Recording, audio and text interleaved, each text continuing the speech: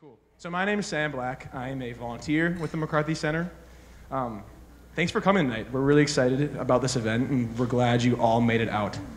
Tonight, we are excited to co-sponsor this event with fine arts programming and exploring Latin American cultures. I look forward to seeing you all at the Dalí Quartet concert tomorrow. It's at 7:30 p.m. at the Humphrey Theater, so you should all be there.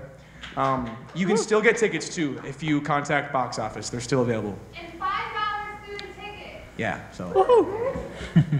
But I'm excited. It's my pleasure to introduce tonight's speakers. We have moderating the discussion is an amazing Benny, Carolina Paez. She is a sophomore. That's a lot louder. She's a sophomore, and she's studying Hispanic Studies and Political Science. Outside of the classroom, she's on the executive board for ELAC. She's a volunteer with the McCarthy Center on the civic engagement team, and she is a Brandel Scholar in the Summer Leadership Fellows, and lots more. Round of applause. And our guests tonight are the fantastic musicians of the Dalí Quartet.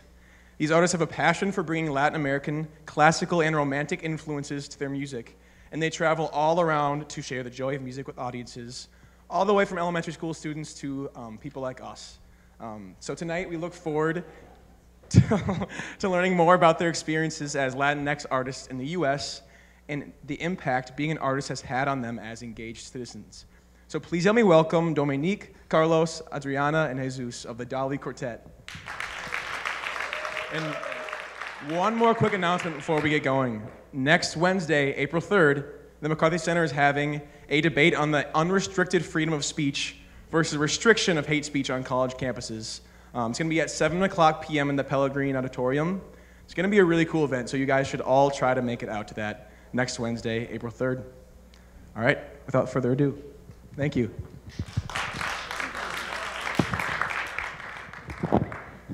Thank you so much, Sam, for that introduction, and thank you to the Dalí Quartet for being here. How about we start off tonight by maybe you guys introducing yourselves and how music has influenced you? Yeah.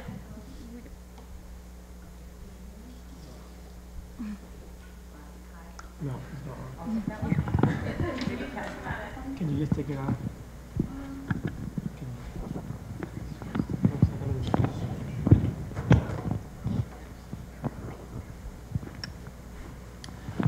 Good, so my name is Adriana Linares. I play the viola in the Dalí Quartet.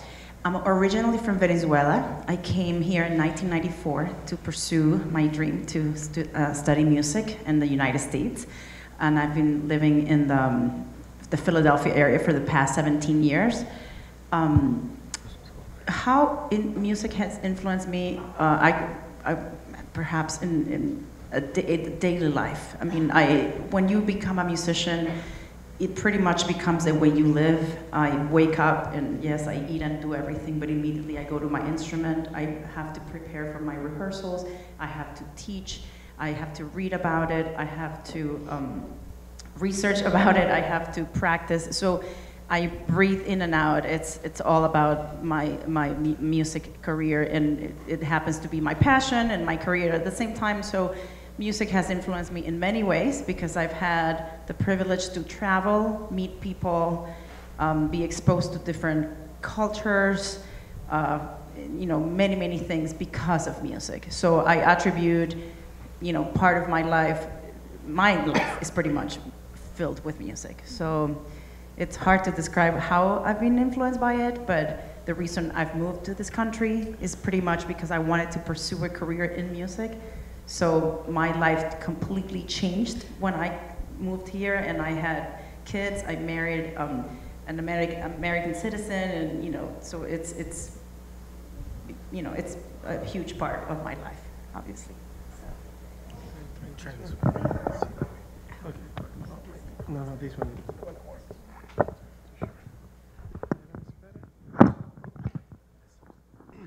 Yeah. Hi, my name is Carlos Rubio.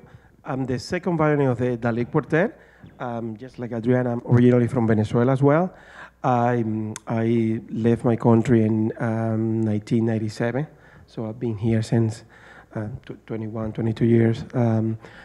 Different places. I was in Canada first, and then I moved to, and then I was in Cincinnati, and then I moved to Chicago, and then for the last 15 years, since we formed the quartet in 2004, we were based in Philadelphia.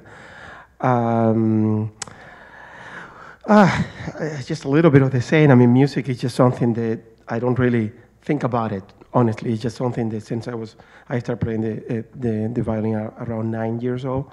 So it's just been part of my life. It's my routine. I mean, everything I listen, the way I have 2 kids, I mean, the way I raise them, I mean, it's all around music. And one of the things, at least for me, is the discipline that you have to be able to achieve the level that we in the Dalí Quartet and individually we try to achieve. Perhaps just the amount of practice, the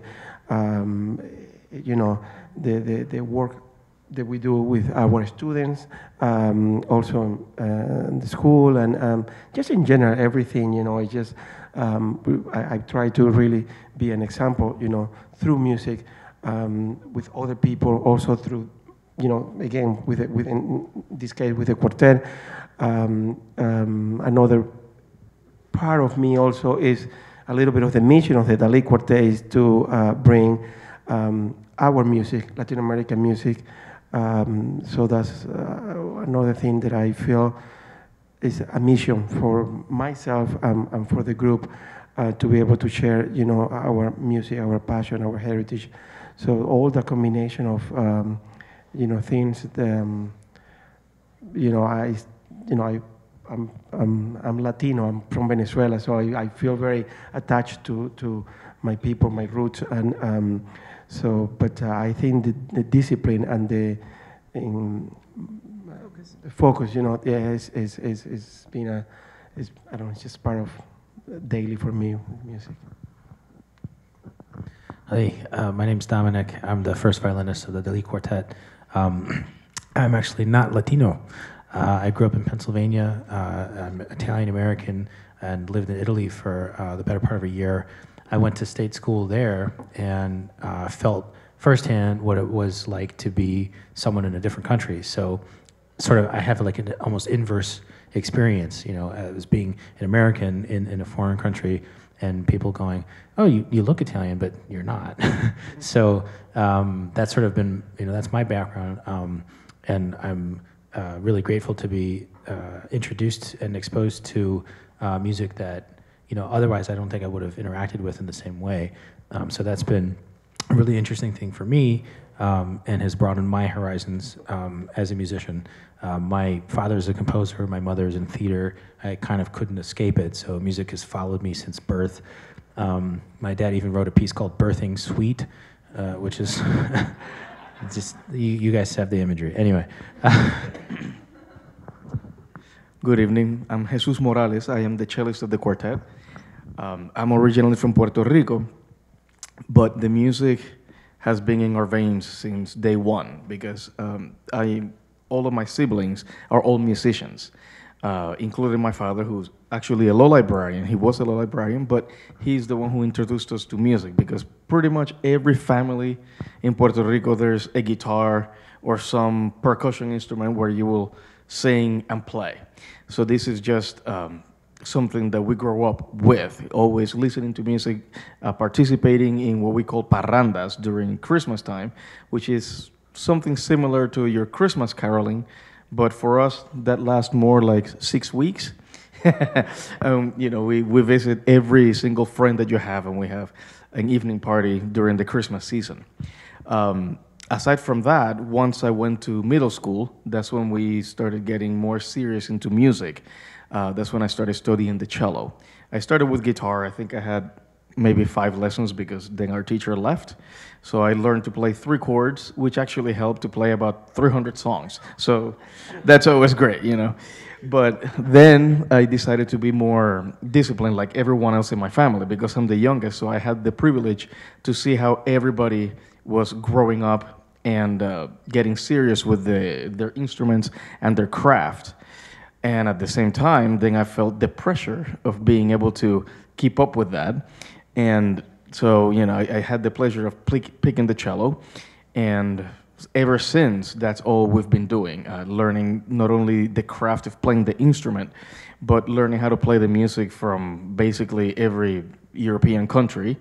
And not until our later years, when I became more professional, did I get more involved in playing Latin American music, as we do in the quartet.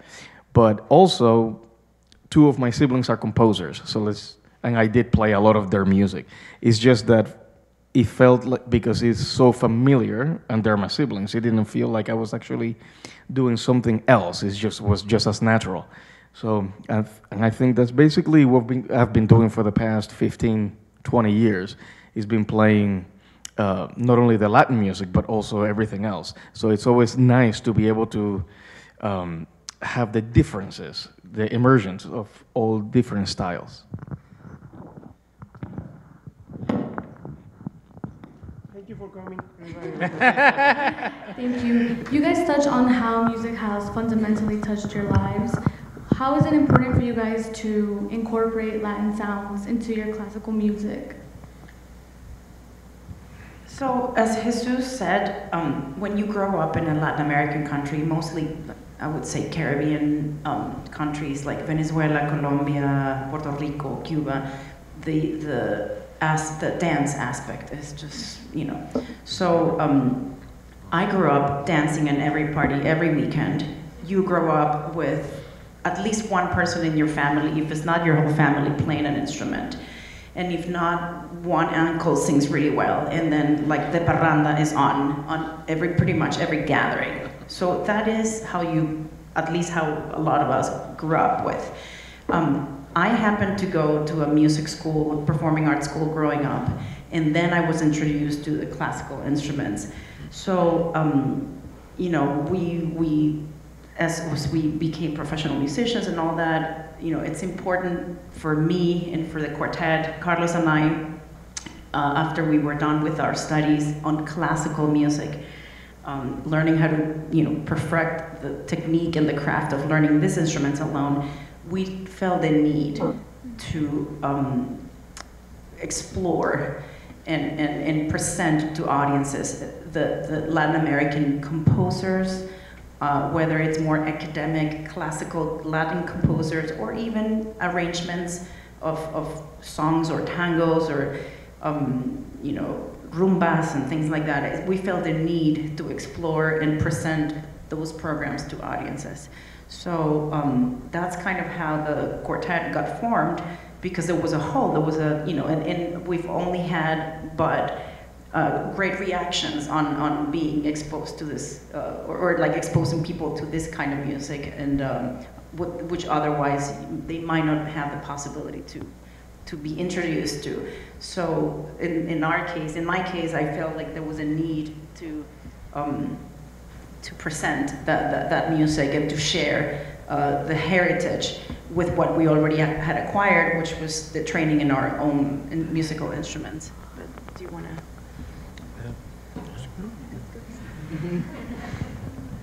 She's good. So it's kind of like a form of activism to spread awareness of your music.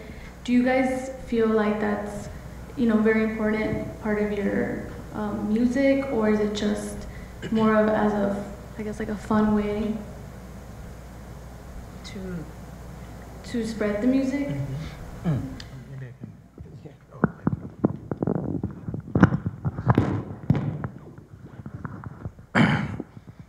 Does it sound? I think it's interesting. I mean, activism can take many forms, right?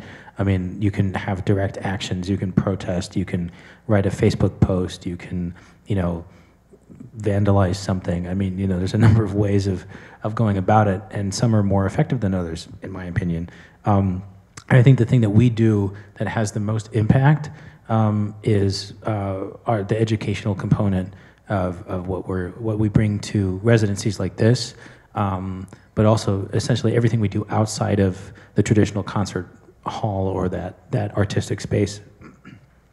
We're passionate about bringing this music to younger kids, in particular. I mean, K through 5, K through 8, K through 12, but Adriana in particular, and if I can speak for her, is wonderful at just really engaging, especially younger kids.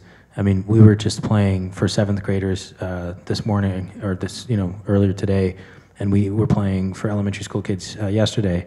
And here we have a captive audience of 2 or 4 or 5 or even 800, kids, and to play for them music that they wouldn't otherwise hear is valuable.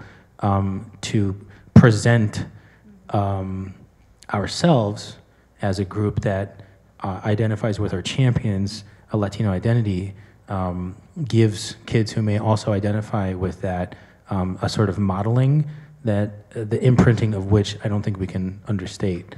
Adriana actually there was a kid that, this was before I joined the group, but you guys had played, I guess, around Harrisburg, and remember this? And so 10 years later, she gets a Facebook message from this 17-year-old who's like, I remember when you came to my school, and now I play viola and I'm going to music school. So it's like, that's impact that's hard to chart.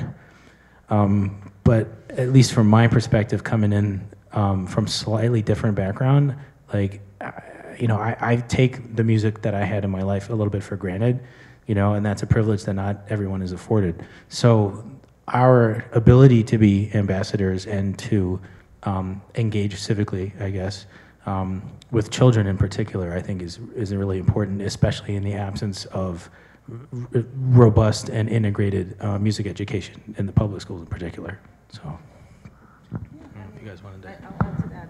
So, introduce, because some people might have never heard of this. So you're right away just kind of presenting something new. Educate, because you not only, you're like giving them something to take away and putting ideas that might have never, like educate about your culture, what you grew up with, and because you might erase some misconceptions, bridge, because you now might find commonalities between what your music was like and what my music was like, and then kind of, even just today, showing the kids how to do the salsa steps. We had first graders. I asked them to stand up and count to 4 and feel the rhythm, and then do the little step, and then they had them in couples, and right away they will take away something that, honestly, maybe when they're older, but when would they been able to be exposed to that? So, at so many levels, we're kind of being activist, not politically, but for sure, through the music and being ambassadors, and show that, one thing is the classical aspect, that, with these instruments you can do so much more than just play the Mozart. You can play the tangos. We were showing them how we were tapping with the instruments and making percussive sounds, and you can explore all this, and also not just that, Latin American music is not only just salsa or reggaeton, or there's much more, and there are people like Mozart and Beethoven and Haydn that wrote for this configuration, and so I think that's So you touched a little bit about changing misconceptions that people have, maybe. How do you guys feel when people mention that maybe Latin music is seen as vulgar compared to classical music? Is that something how does the Dalí Quartet try to change that perspective?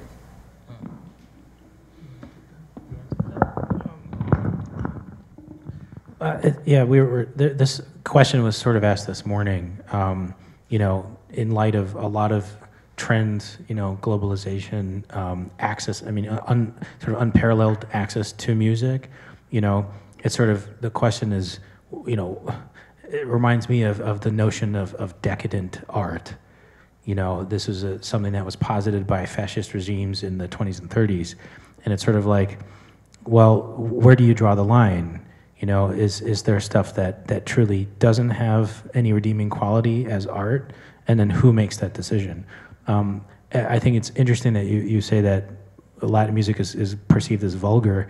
I think you'd have to define what Latin music is, and then what facet of it would be vulgar, right? I mean, I think Jesus and I were sort of puzzling over this question because it sort of posits two things.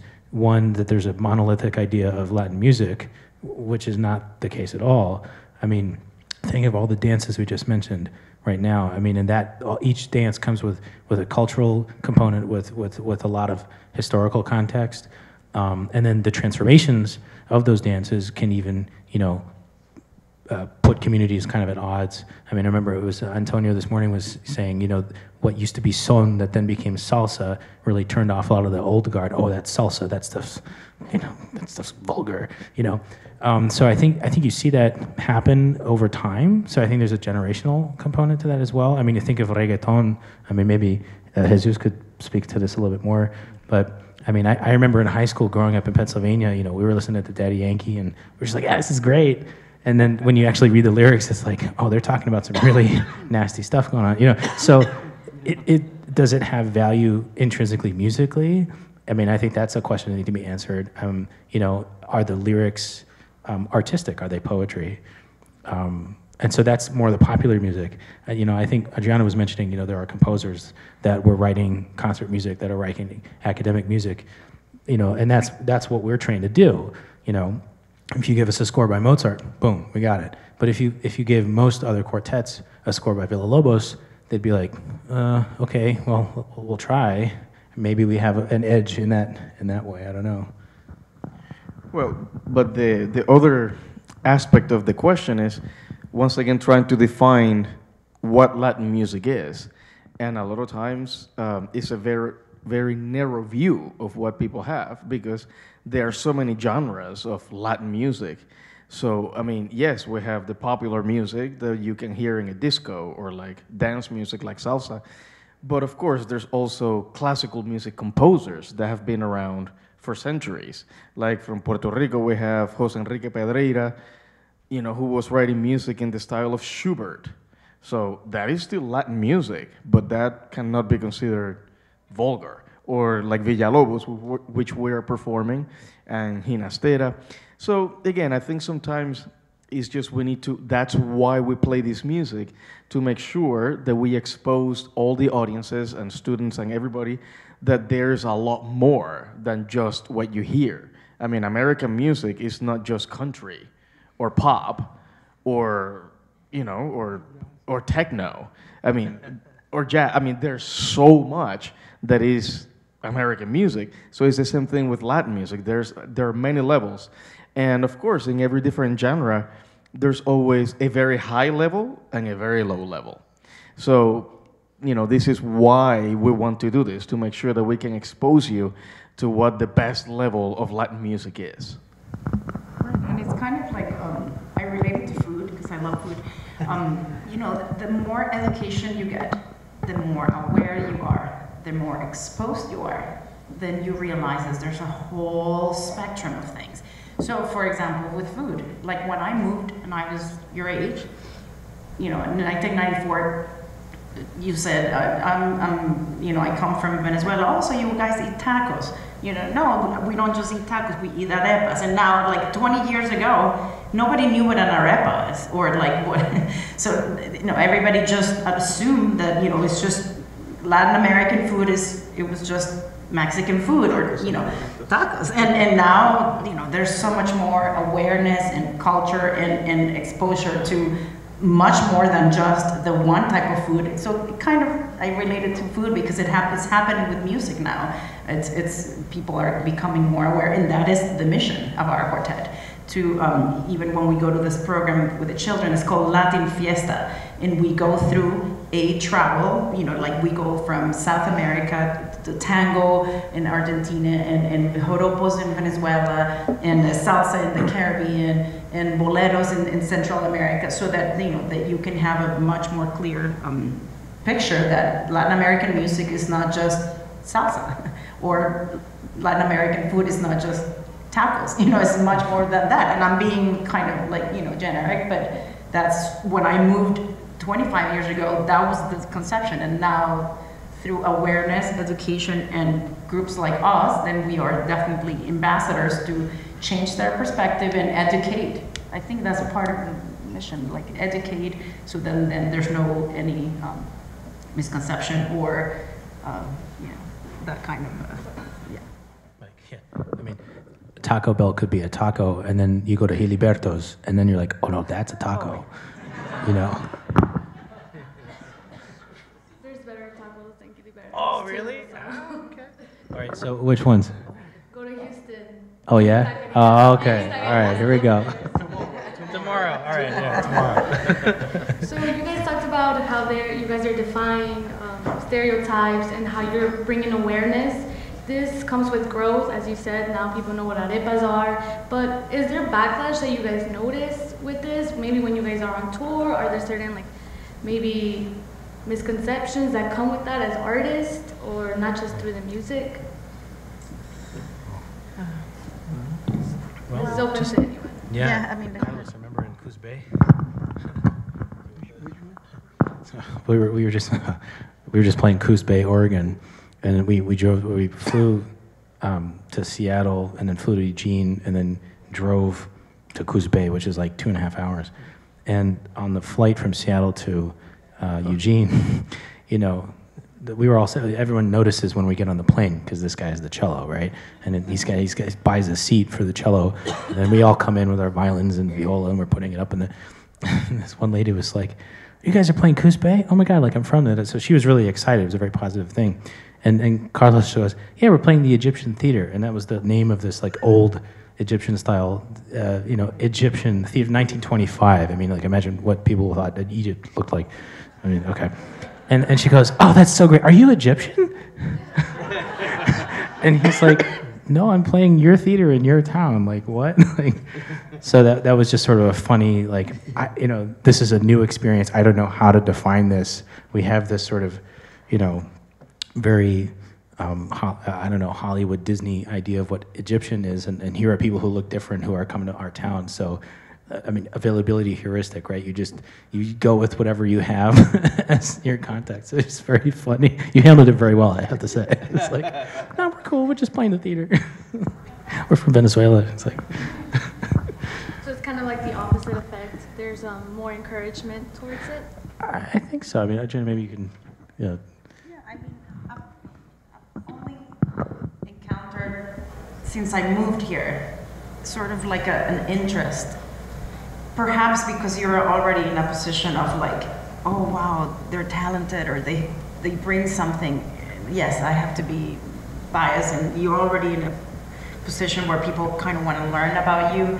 But I've only encountered that, and when I haven't, I was just saying this in a podcast like last week.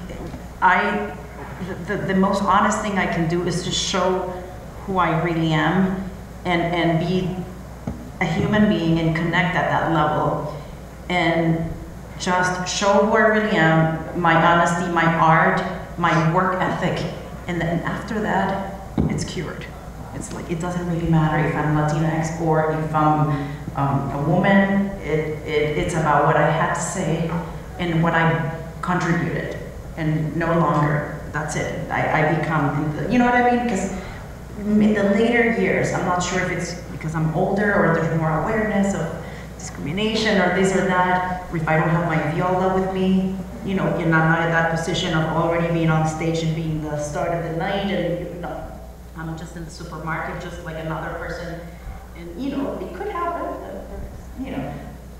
but again, once you say what you have to say, and you're honest, and you're a human being, and I realize people, connect at that level, and that's it. There's no.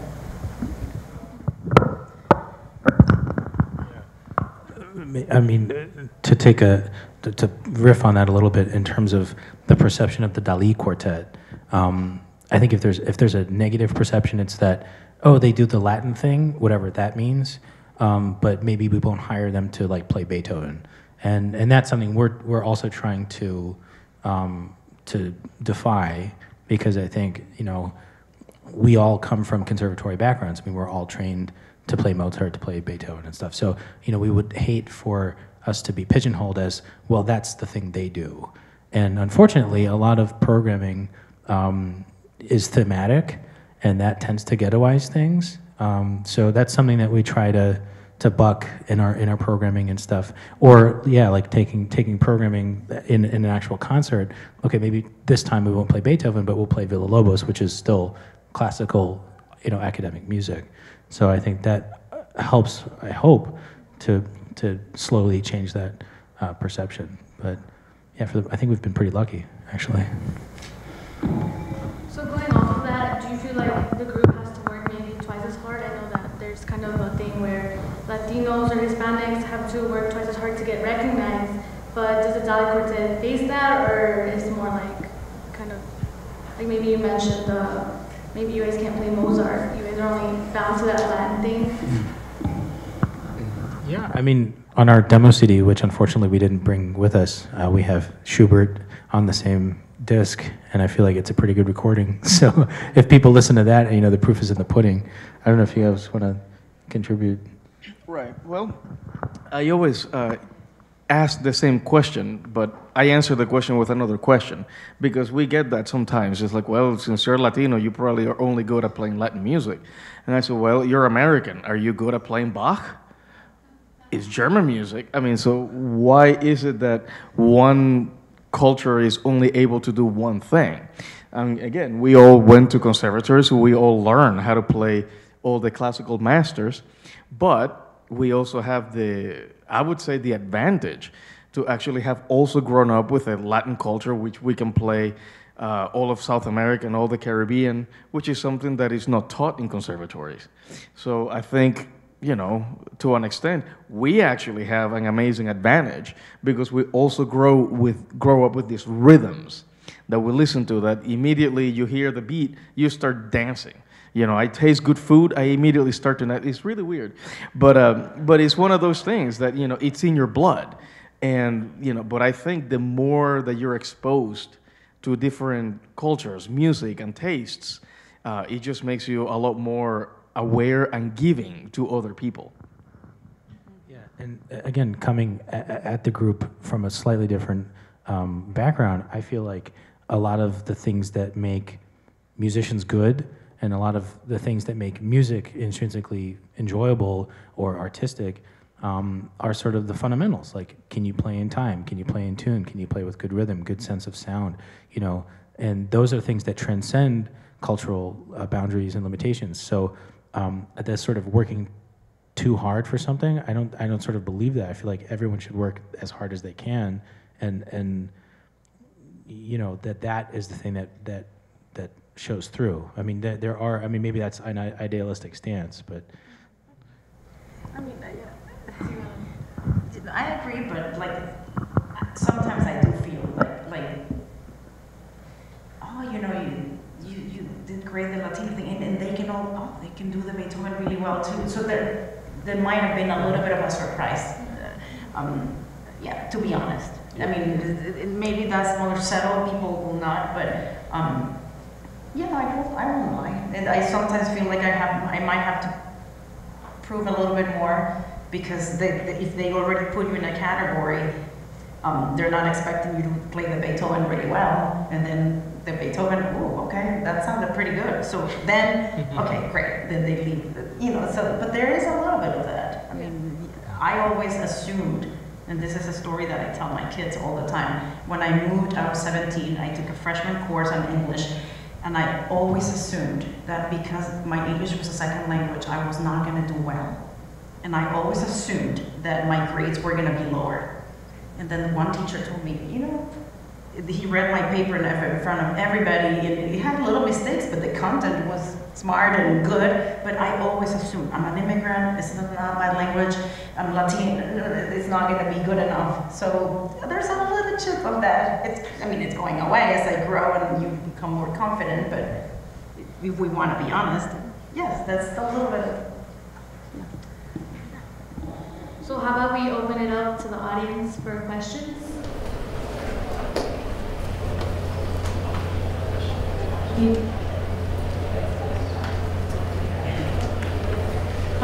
So I'm curious if you can talk about the way that gender has a role in Latin music, and if that impacts anything. We were excited to be able to have a female composer on the piece, and how hard it are on your program, and how hard it is to get female composers. But we also had an artist last year who talked about in her Latin culture in Cuba, it was much harder to be seen as a leader, as a woman in the midst of her Latin culture. And so is there any ways that you would give voice to how gender impacts the work that you do? And if nothing else, just tell us about the piece. I think I go back to the same thing that I said before. It is a male-dominated field. You don't see that many women composers, conductors, leaders, presidents of orchestras or organizations. I won't lie again, I won't lie. Recently, it's like I've become more aware of it, and I was just saying this in another interview. Maybe I was not thinking about that before, but lately, it just comes across. On a daily basis, I'm not thinking about, I'm a woman, I'm Latina, I have to prove this. I'm just doing my thing, and I'm hoping that I'm doing the best I can. But yeah, I mean, it is harder, it's more difficult, but again, once you present what you do, the work that you do, the product, the festival that we put together, the concert, the melody that I had, the solo that I had, or the CD that we produced, and the quality is good, and what you had to say is great, I feel I'm not being judged anymore, and rather like people are more like, oh, you know, they're more like that. But yeah, there's a little bit of a phase where you feel that because I'm a woman or I'm Latina, I have to work a little harder. But again, once it's passed and I show what I am and what I bring to the table, in my case, of course you guys are males, but it is a more machista culture in general, I won't lie. I mean, that's kind of what it is. And sometimes I've had comments of like, oh wow, you're very well-spoken, like almost for being a woman. And then I will tell you one thing about a colleague of mine once told me, wow, I can't believe you've succeeded so much by being a woman, a Latinx, and a violist. Because usually violists in the field of music are a little bit like, you know, they're not the diva violins. The violinists have what's called C-string envy. We secretly all want to be violists, and so the instrument that has the most jokes in classical music is viola jokes. Anyway, but it's against all. It's just so there are so many levels. There are so many barriers to. Just like that. Against all those odds, I can't believe you've gotten to where you are. So I decided, like I said, I decided to take that as a positive comment of like, you know, but I mean, you could interpret that as like, what are you trying to tell me? But you know, it's yeah, you just overcome that. You have to be so secure of what you do inside of you. Trust that what you're doing is honest, is good, or the best that you are, your abilities. It's not perfect. There's always room for improvement, but you're giving the best that you can. And you hope that transcends, and then you see it through your art, your students, your product, your audiences. This is the best, you know, but you have to trust that and really try to forget about, you know, are they judging me because I'm a woman? Do I have to prove myself more because I'm Latina? Just put that on the side and just do your thing. I always find it interesting that how easily we always forget, because especially in Latin culture also, putting those hurdles on women, but we've had amazing women artists. I mean, if we think about in the salsa genre, I mean, Celia Cruz is as big as it gets. Then in the younger generation now, we've had Olga Tañón, and someone who broke into the American industry like Shakira, like Gloria Estefan, and all these. It's amazing how quickly we forget that they're as good or better than everybody else. And in this case, having a woman, I mean, obviously my sister, who's a composer, a performer, growing up playing her music, and especially the piece that we're going to play tomorrow, a lot of it, for me, it sounds yes, this is my sister, this is her language.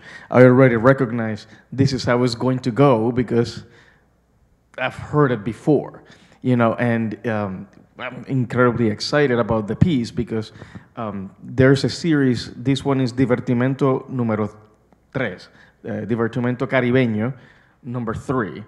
And so far there's 4. I mean, there's who knows how many more we're going to get. Hopefully 20, 30, who knows.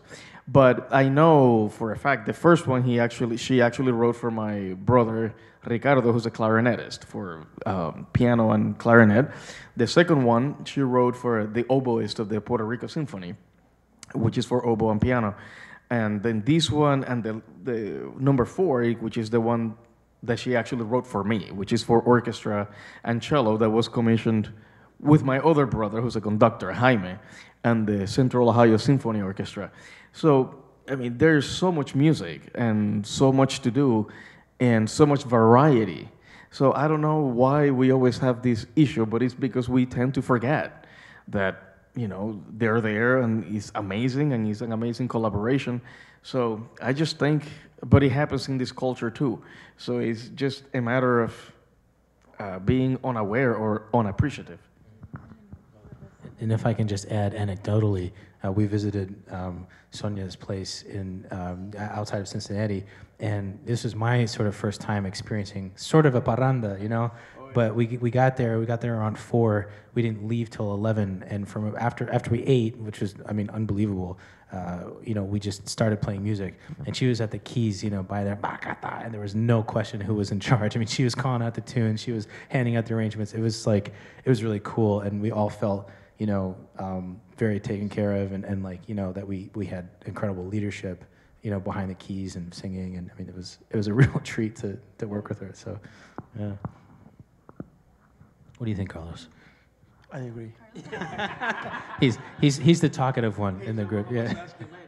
Unplug the piano because it was It's true. Yeah. We got to cut her off. You can take one more question.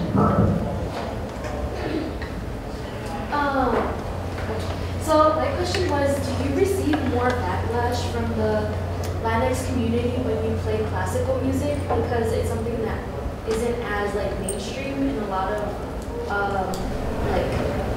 Latinx countries? It's not as popular to play classical music. I have known it's more popular to play boleros or stuff like that. That's more traditional, I guess.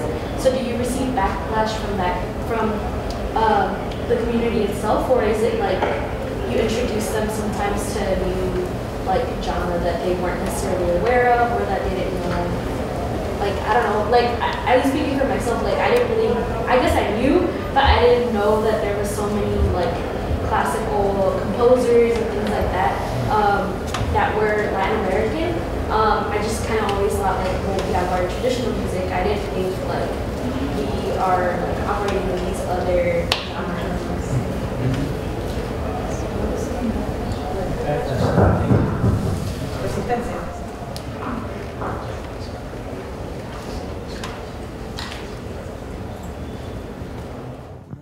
Yeah, I mean, from my experience, when my Latino friends go to the concerts, first of all, they love the idea that another Latino wrote in that genre.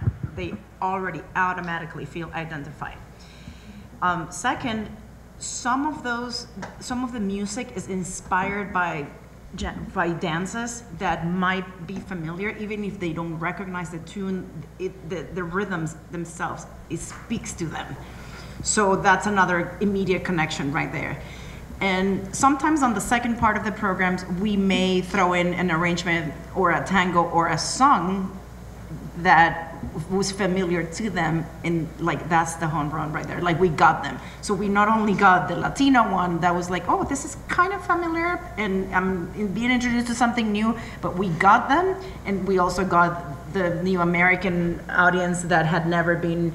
So, in that way, I think we sort of were finding a good reaction, because we are trying to get to those who think that they know, they're familiarized, but they are not really, like you're saying, and the ones that never heard of it. So no, not resistance, not so much. They love it, especially when we do Luis Miguel tune or something that's very known to them. We once had, you want to tell the story about the Mercadito? I was just going to say that, Yeah, but yeah. if you want to tell No, it, no, go no, ahead. you Yeah, well, and I guess to comment too, I feel, again, just from my own perspective, that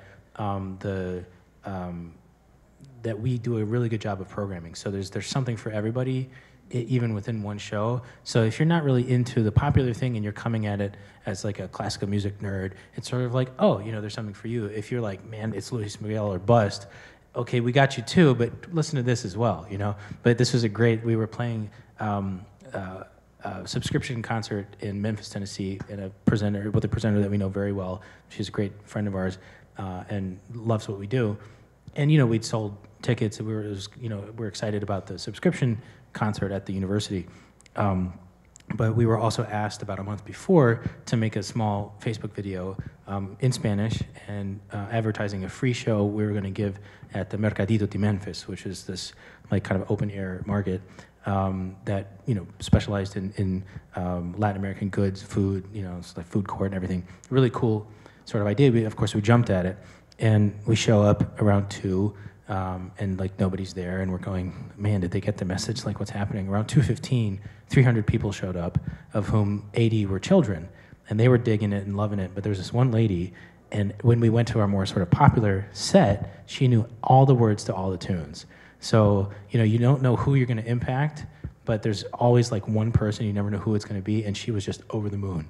And I mean, she had an unbelievable voice. Like, we should have gone on tour with her. I mean, she was great. So, you know, and the people who were in charge of the, you know, chamber music series were sort of like, oh, the power of social media. And there were more people at the Mercadito than there were at the subscription concert. So to me, that was incredibly eye-opening. Wow, that's very powerful.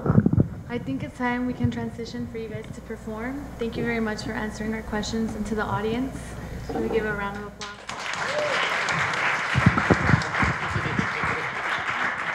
We have to play now?